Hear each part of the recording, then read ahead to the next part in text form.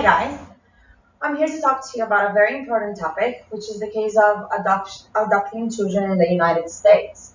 It's a topic that's not very well informed. People are not very well informed about it, and it's not talked about very often. I want to begin introducing you to a story of a 16-year-old that worked with the National Adoption Center in the United States in 2015. And what he said to his representative was that the most important thing to him was to have someone that he knew and that was there to support him in his high school graduation. Therefore, the family structure and foundation is very important in this kid's lives. And this boy in specific is a 16-year-old who is really about to get to the cap of the 18-year-olds who are going to be kicked out of the foster care system and onto adulthood. Us as young adults, we plan to have a family one day, and we are working toward that as our personal objectives. And we envision our plan A to have biological children of our own. We want little me's to run around and look like us and act like us and have genetic traits like our family members. Never adoption is a plan A, or most of the cases. The plan B, if you cannot go through with the plan A, is usually to work with technologies such as the in vitro technology and belly renters. Eventually, adoption comes up, but it's very unusual to be the number one plan. As of 2011, it was published by the Family for Every Child organization that 81.5 million Americans have considered adoption as a means to have family. Some of these future parents justify not adopting because they are afraid that this child might have psychological or emotional issues. Also, they may go on with bureaucratic considerations, such as not meeting the standards placed by the government or these agencies to adopt a child. In all, these are ill-informed individuals who do not know much about the facets of the adoption process and how easy it has actually become in the last 40 years to become an adoptive parent and actually consider adoption as a plan A. Well, why would you consider adoption before attempting to have your own biological children anyway? Well, you may have your emotional attachments, your ideologies, the seeking for love and having your own children. But the hard truth, and the truth that most of us don't want to consider, is that the world is overpopulated. And as it is, there are many children out there who are desperate in need of a familial foundation. A person may feel that they do not have a direct relationship with the worldwide adoption, but in fact, all of us are affected by it. Let me explain to you.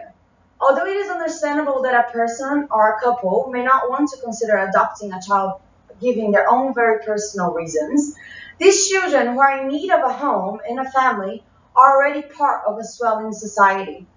The majority of people may not think of the greater good of the worldwide population.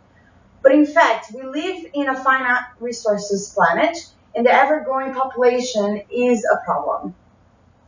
In 2014, ABC News reported that there are not enough resources to support the world's population.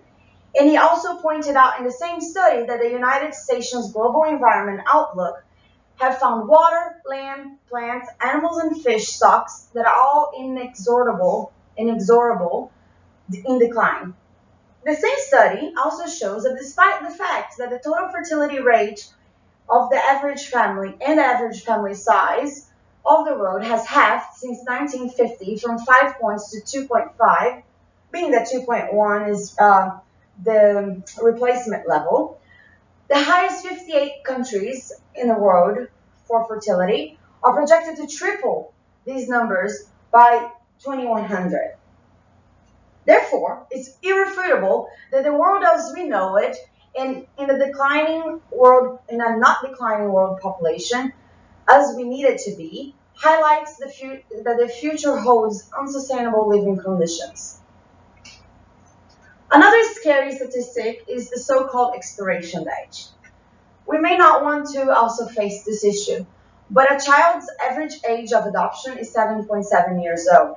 They usually spend about 3 years in foster care systems. Every year, 23,000 children age out, complete the 18 years old of age, and get out of the foster care system without ever finding a permanent home. As these kids get older and they become teenagers, their chances of getting adopted just lessens. With that, we have a staggering reality that out of the up for adoption children who makes out of the system in the United States without having a permanent home, 2% of them make it to higher education level. They pursue college. And in the jail system in the United States, 80% of all prisoners have been through foster care system in any point of their childhood. So it's not unreasonable to say that this has a ripple effect on societies which results in several dysfunctionalities. These unadopted children grow, and it's more likely that they will become adults with psychological instability, emotional imbalance, and lack of basic social skills. These dysfunctionalities are a product of the lack of nurturing and caring that only comes from having a family. You learn family values and morals and love and kinship care. I have a solution to the problem. We all have a solution to the problem. Family for Every Child, the organization I talked about earlier, says that if 1 in 500 of the 81 million adoption interest parents actually adopt a child, every waiting child in the foster care would have a permanent family. Becoming more well-informed about adoption has a direct relationship to this probability. Becoming more conscientious of the ripple effects that this family growth decision as a plan A could have a great impact on a child's life, but more importantly, in humankind's future. Thank you for listening.